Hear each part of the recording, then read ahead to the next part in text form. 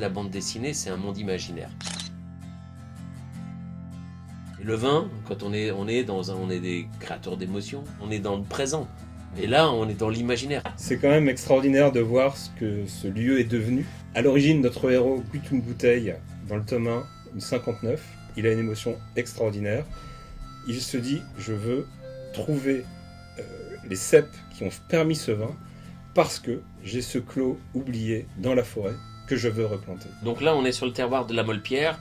On voit ces dalles qui sont dingues, qui s'appellent la Molle-Pierre, la pierre meulière. C'est un grand terroir, c'est un terroir qui appartenait à l'abbaye de Cluny.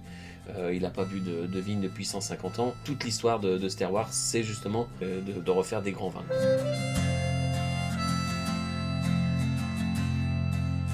Le tome 2, c'est une autre histoire, indépendante du premier tome, avec pour le thème le vin.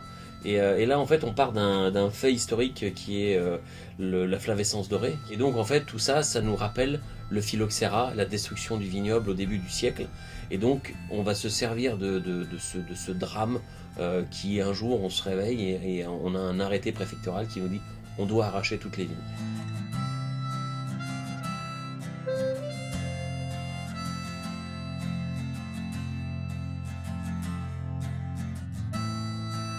Pour mon personnage, tout commence avec la découverte d'une caisse. Toutes les bouteilles n'ont pas d'étiquette, sauf une où on a une étiquette de Chambertin 1802.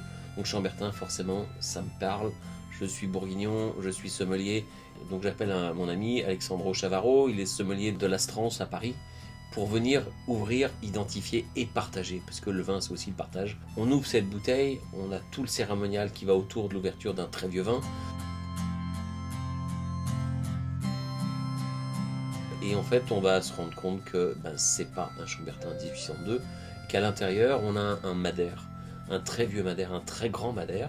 Dans cette nouvelle aventure, on va retrouver notre héros Manu, qui va cette fois être immergé dans l'émotion du vin, comme d'habitude, mais aussi dans la grande histoire et dans son histoire contemporaine. La grande histoire parce qu'il va être mis face à de très vieilles bouteilles très intrigantes, et l'histoire contemporaine parce que la survie de son domaine est lié au Brexit qui vient d'être décidé par les Anglais. Le point commun sur l'ensemble de la série, c'est des faits réels, des bouteilles réelles, des personnages réels. Et là, une fois de plus, dans le troisième tome, on va à Madère et on va parler d'un vin historique, d'une histoire incroyable. Donc on a un vigneron qui connaît le vin, très bien, qui connaît ce qu'est un grand vin. Il y a un scénariste qui connaît un peu le scénario.